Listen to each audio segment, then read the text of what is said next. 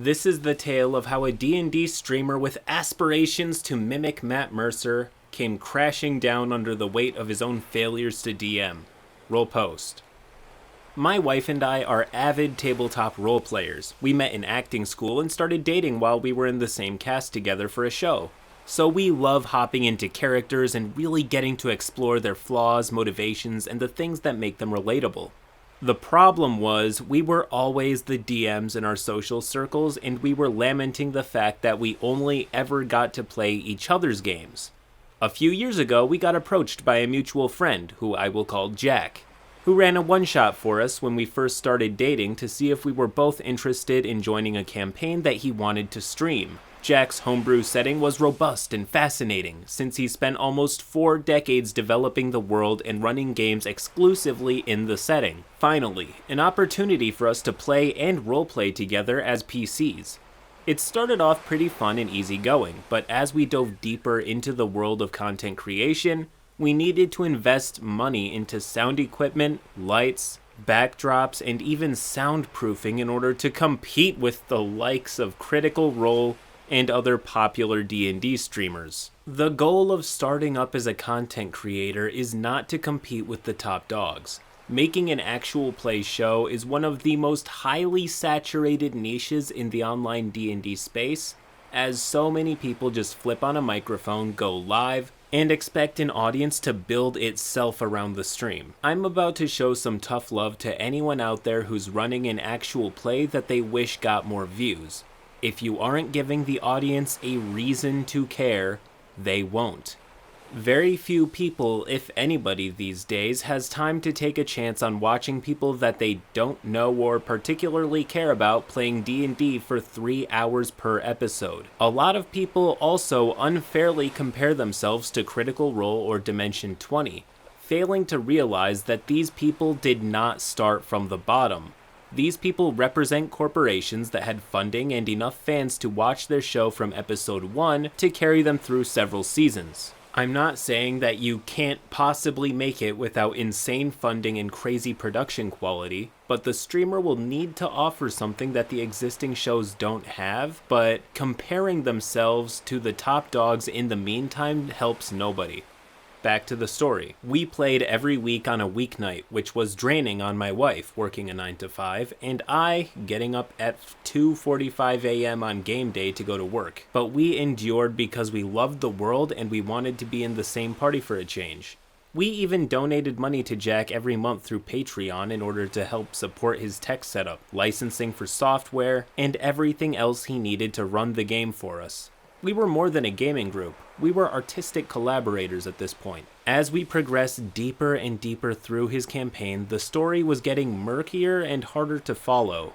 It was frustrating, and it didn't help that Jack's NPC would berate us and patronize us for not being as powerful as we think we are, or just trying to chase down plot points with what little information he was allowing us.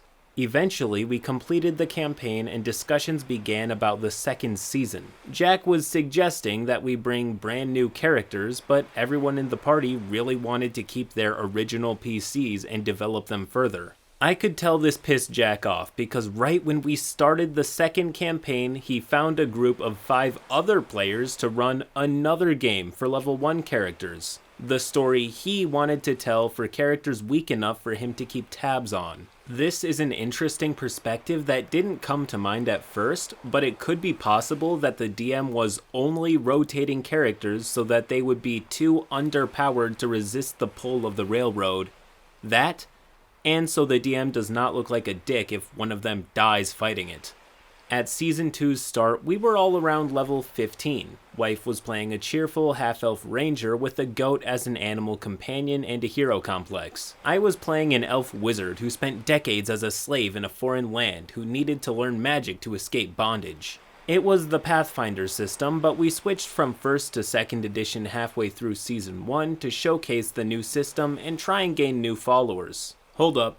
Trying to gain followers by switching halfway through to a different system won't help you gain any traction at all. I don't think there are any people out there who are totally down to watch 3 hours per episode of actual play footage, provided that it's Pathfinder 2nd edition. Even if there is, This person would have to sift through 15 levels of first edition play to get to the part that has second edition. The choice is just mind-boggling to me. Anyways, roll post. However, I started play as a magus, which didn't exist in second edition at the time, so I needed to do a massive overhaul of the character. This added additional stress since Jack insisted that we use Hero Lab for our character sheets, which means I needed to manually brute force his homebrew mechanics into my character's sheet, but by level 15 I had gotten pretty used to the changes and was managing just fine. However, everything changed once we figured out what we were going to be fighting as the big bads for this next quest. Elder Gods. We had no idea what we were walking into, but as we were chasing these cultists who were trying to bring these Elder Gods into the world, we stumbled through a portal into the home plane of the Elder Gods. Aberrant horrors and monstrosities beyond description, as well as beyond our ability to fight them. One of the gods ended up essentially being a sentient sphere of annihilation with 30-foot gravitational pull that, if we touched, was an instant death. The wife's goat was sucked up almost immediately and was taken out of the game. Jack refused to say whether or not her animal companion actually died or not, so she couldn't take all the steps she would have needed to take to replace the animal companion. She was devastated by this, but the party rallied around her and swore to get the goat back no matter what. This is when the plot began to fall apart. It turned out that these gods were going to come through a portal that could only be closed if we collected something like 16 orbs of dragon kind and used their magic to seal the portal. However, he homebrewed the orbs so that they didn't have their magical abilities. Instead, they simply acted as a sort of dragon radar that let us know if we were within 100 miles of another dragon, or 10 miles of a dragon of the corresponding color to the orb. So we were flying blind in this massive world. After Jack became upset after multiple sessions of us not making any progress, we reached out to him for advice and to express to him that we really don't know what we're doing anymore. He basically shrugged it off, saying that there's a whole lot we shouldn't know as the characters at this point, but that he would try to give us a little more guidance. One of our players missed a session because it was his anniversary, but Jack's solution to the player not being present was to teleport the character somewhere else in the world with no discernible means of getting back to us. The other spellcaster had teleport and I had shadow walk among our spells, so traversing long distances wasn't an issue. We just had no idea where to go and no way to communicate with that character. It's important to note at this point that since we were on Twitch, our audience could donate money to the stream in order to help the players or even the DM, helpful bonuses or tips. The lowest tier reward was a D6 modifier to your roll, where you could get anything from a -1 to a +4 tier roll, depending on where the D6 landed. The next highest tier up was being able to re-roll any D20 roll. The highest tier was a direct, factual hint straight from the gods, Jack, about what to do next. This reward probably cost about $10 or so in Twitch currency, and re-rolls were about $5 a pop, so this was not cheap. Furthermore, if we got a hype train, depending on the level at which people were regularly donating, we could have up to a flat +5 on every D20 roll for the rest of the session. It's a great way for the audience to boost morale and support the players in dire times, but getting to a +5 hype train was also very pricey to accomplish. I get the idea, I do. It sounds like a cool way to boost stream interactivity, but the problem is that this is a long-form campaign with a heavy emphasis on story. These donations would both mess with the pacing of the story, the timing of information drops, and chip at the authenticity of the dice rolls. This is all well and good if your stream doesn't take itself too seriously. Maybe it's more fun, lighthearted, or goofy, but again, given what we know about this stream being a slow burn long story, this is not the move. As we were discussing how to find our displaced monk, I used one of the $10 hints to ask Jack how we can go about finding him. Jack told us that right at sundown, wild magic energies surged in such a way that we could potentially bypass some of Teleport's restrictions, and we could transport ourselves directly to him without knowing his location. The only caveat was that each person who wanted to teleport in this way needed to make a successful Arcana check to successfully ride the surge, or face 100d6 damage as the wild magics would make our bodies explode. He set the DC for the Arcana at 60. At this point, I was a level 17 wizard with a 19 intelligence and a plus 29 to Arcana. After a plus 5 hype train, I would need to use a moderate cognitive mutagen to gain a plus 2 to my Arcana checks. I would need to use as many low tier bonuses until I got the plus 4. Jack would not let them stack, but he'd let us use more until we got a better bonus. Anything less than a natural 20 meant 350 damage according to the averages on my 210 HP character. For every other character, it was going to be impossible. Jack had an NPC with us to guide us along, and the NPC failed the roll dramatically, exploding and destroying the orb of dragonkind that he had on his person. After that NPC died, Jack called the session for time and would resolve the ritual at the start of the next game. My wife and I were furious. Not only was Jack inflating the difficulty of skill checks and to hit rolls to make us dependent on audience donations, but we already used an expensive donation to get the hint to do this in the first place. It felt like he was just milking the audience for money and punishing us with impossible challenges because we wanted to play our old characters. The next morning, Jack sent a message to our Discord basically saying that he felt last night's game felt off and had weird energy, that he felt responsible and apologized for last night's game and specifically asked what we felt went wrong. I was at work in the break room before my shift, so I wrote my response.